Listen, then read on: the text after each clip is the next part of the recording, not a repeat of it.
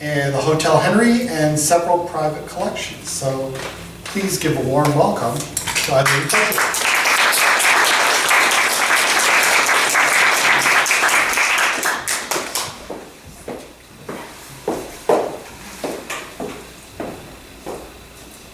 Hello, everyone. So thank you for coming to hear my talk tonight. So in preparation for my talk, I came across some interesting studies. Did you know that fear of public speaking outranks fear of death as most people's #1 phobia? It's a fact. It is true. So standing here right now, I can say I get that. So with that, I would like to thank John and Hallwalls for this opportunity to face my fears and to talk to you about Edward Bisone, or Eddie as he was called. I would also like to thank Don Sayuda, Director of Art Dialogue Gallery in Buffalo and the founder of the Western New York Artist Group, where I met Eddie. Don was a dear friend and supporter of Eddie and currently represents his estate. A special thank you to Leonard Kegelmacher, a Buffalo photographer and author of a book about Eddie, who allowed me to go through his trove of images and who provided me the images in this presentation tonight. And lastly, I would like to thank Don Schuler, poet, artist, and friend of Eddie's, whose poetry contributed to Lenny's book and whose conversations with Eddie provide insight into his process and philosophy.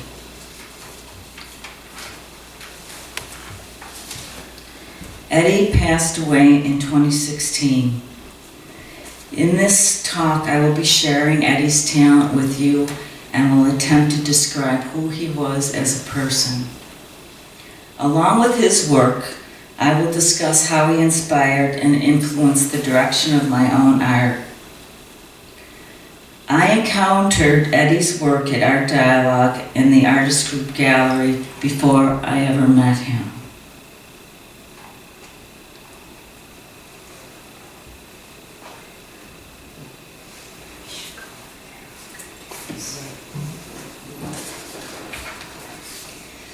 I found his work very compelling, and as I'm attracted to color and interested in abstract work, I was drawn to what I saw.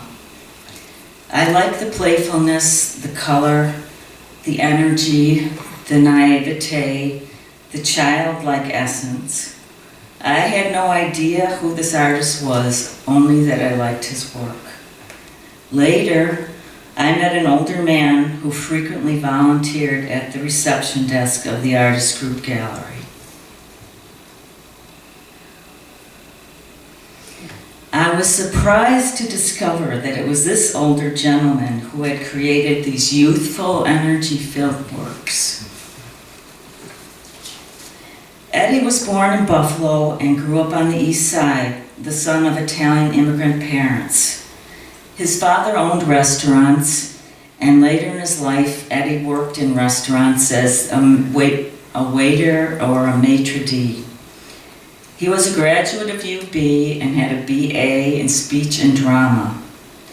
After he graduated, Eddie studied with Seymour Drumovich, and it was Drumovich who encouraged his further study in abstract art. Eddie left Buffalo to live in California in 1988, where he won awards and recognition. He returned to Buffalo in 1996 and exhibited internationally and at local galleries, including the Albright Knox Art Gallery, the Birchville Penny Arts Center, the Castellani Art Museum, Art Dialogue, and the Artist Group Gallery. Eddie was a slight, unassuming man who exuded an intellect, wit, and charm that drew people to him. He had a kind heart and encouraged and took a sincere interest in the work of others at the gallery. As Don Schuler once told me, the first thing Eddie would say to him was, "What have you been working on?" And as Don remarked with some wonder, "Who does that?" Eddie often volunteered at the reception desk at the gallery and was almost a fixture there. He had a way of making visitors feel welcome and was known to hold court, as Don Sayuda once said. On any given day, Eddie could be found with up to a dozen people sitting around him, eager to join in stimulating discussions with him, which could include anything from world events to art history and to local art happenings. As Eddie's work was often shown at the gallery, I was to learn of the great variety of images he created. While his earlier works were oil on canvas, the works at the gallery were mainly mixed media or acrylic on paper. Eddie often worked in series, with some depicting serious themes and others depicting a somewhat lighter feeling. Eddie didn't want to just paint pretty pictures, preferring social commentary, but did so at times as they were more marketable. Eddie's themes included such subject matter as alienation and isolation, the idea that each of us is ultimately alone. Also, references to the poet Garcia Lorca's poem, Before I Get to Cordoba. Cards of identity, men in hats, men in sunglasses, trees,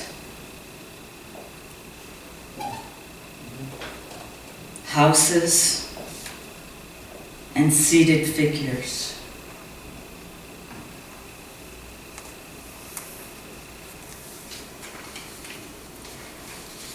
Interspersed with his representational work was also abstract pieces, which Eddie moved between these two styles throughout his career. In all of his work, Eddie chose to express himself very simply, with never a need to impress. His works reflect his influences, which included post-impressionism, abstract expressionism, primitive art, children's and outsiders art. Only recently did I learn that Basquiat was also an influence, whom he admired for the voice he gave to social injustices. As an abstract painter, I am most drawn to Eddie's abstract works and included a few examples. I'm just going to leave these images up on the screen for you to just take in.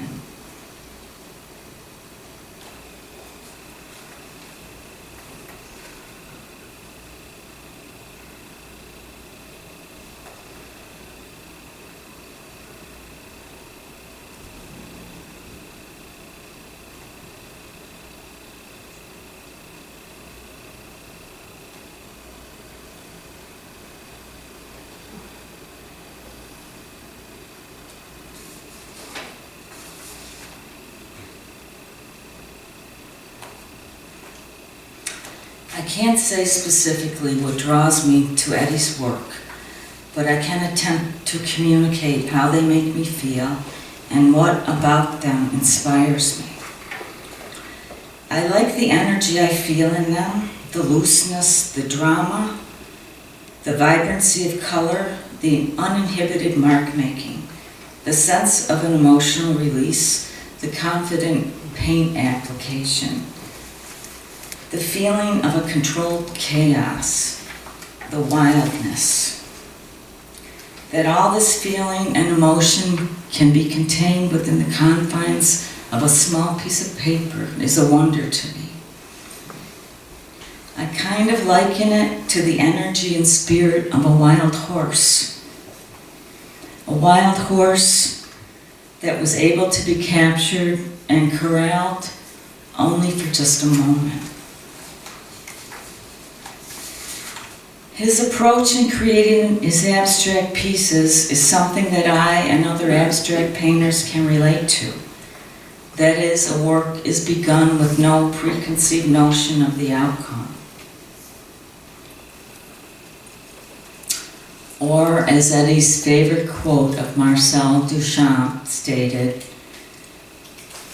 artists rarely know what they are doing. In describing his process, Eddie stated, the initial working of a piece is very often automatic. As the work progresses, more conscious attempts to externalize a feeling or an idea intrude. The process involves adding, subtracting, and altering elements, all in the name of the search. The final result is sometimes totally unrelated to the original conception. Don Schuler noted in one of his conversations with Eddie that sometimes Eddie begins a piece only knowing he wants to use yellow and blue in it. Sometimes it's a vague notion, a word, the play of shadow or reflections on a wall, or a lost memory briefly resurfacing to tease before leaving again. When looking for a piece to purchase, Don allowed me to go through a large file of Eddie's works on paper. To be able to handle and study these pieces in an intimate way was a learning experience in itself. I could see where parts were painted over, the seemingly random array of pencil marks, the texture of the paint, and the deliciousness of the color. There were pieces that were painted on the front and the back, as Eddie would sometimes disregard his first work and start anew on the back. You can't see it, but in this lower area here, right in here, Eddie faintly inscribed, "Other side is the painting." Forget this side. And this is the painting Eddie preferred we remember.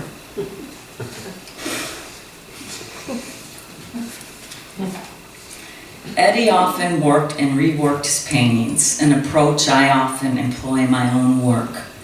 There was a potential for everything he created to remain in a constant state of flux until it left his studio. Don Ciuta believes that Eddie was his own worst critic. Eddie, even paintings which had been photographed and considered finished could later undergo a metamorphosis. As color is very important in my work, I was fascinated with how Eddie used it.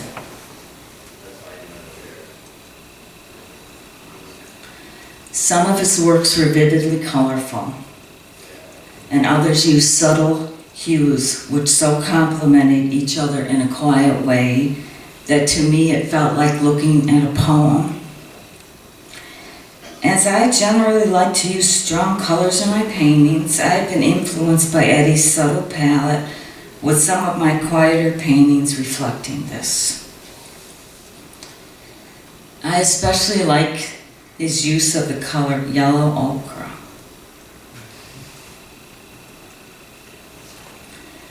This was a favorite color of Eddie's, along with earth tones, and showed up frequently in his work. Because of Eddie, I have developed an appreciation for this color and frequently use variations of it in my own work. For me, he always encouraged my work and advised me on how to move forward.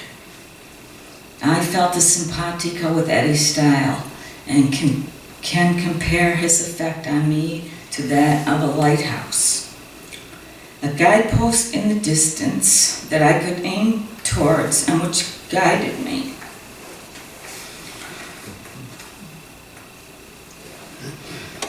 It was a unique and rare experience to know this man who I admired as a person and whose work spoke to me as an artist. Going forward, I will strive to emulate the looseness and beauty of his mark making and the boldness and fearlessness in his paint application. I also hope to emulate the way Eddie took an interest in the work of others and how he encouraged all of us. As his work had an influence of my own, I thought I'd include some examples of my own work that I think reflect this.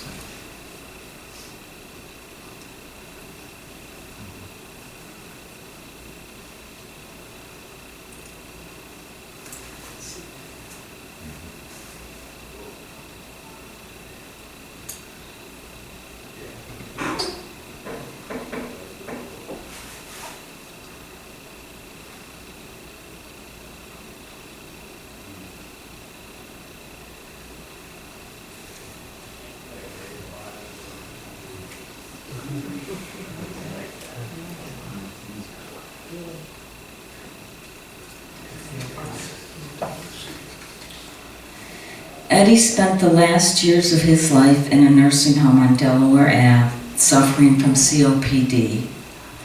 He initially declined to engage in art making, telling Don Sayuda that that part of my life is over. But with the encouragement of Don, who left paper, brushes, and paint with him, Eddie ultimately could not resist. And this is a picture of his palette at the nursing home. Although not doing well health-wise, and now into his 80s, Eddie continued to create fresh work. It was awe-inspiring to me how Eddie's creativity continued to exert itself, how creating art was such an intrinsic part of who this man was, how his approach never stagnated, and how he continued to explore and experiment, even within the confines of a nursing home.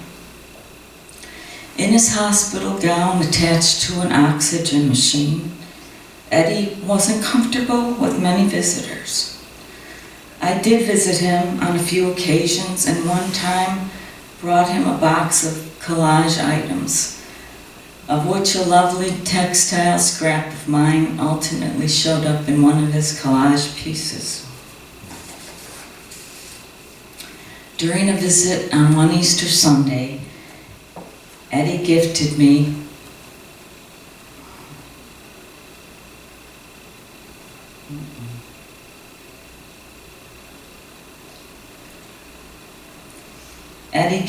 a small piece of his work, and this is not it.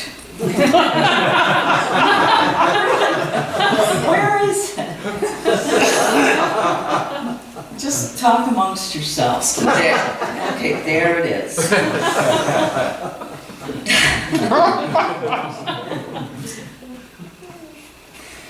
And this small piece of work, and really it's a little small piece, it is one I especially cherish. To me, this little piece captures everything that I like about his work. During his time at the nursing home, Eddie also took advantage of items at his disposal and created a series of works on envelopes. Oh God, I'm going backwards. This is one of the images.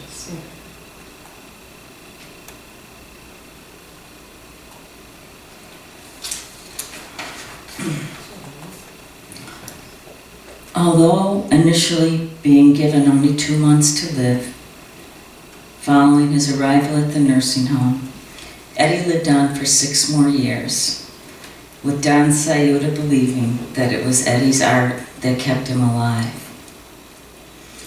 Eddie passed away on Monday, June 13th, 2016, at the age of 87.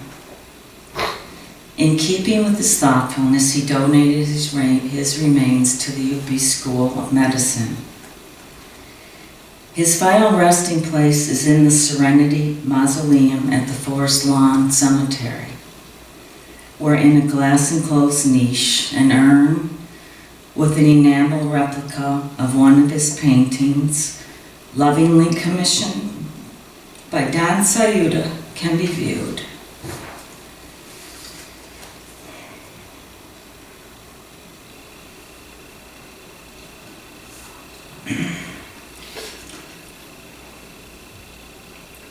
In experiencing Eddie's paintings, it became apparent to me that although he was physically aged, his art never grew old. It reminded me of a quote by Picasso: "All children are artists. The problem is how to remain one once you grow up." And I thought, here was a man who managed to accomplish this. Thank you.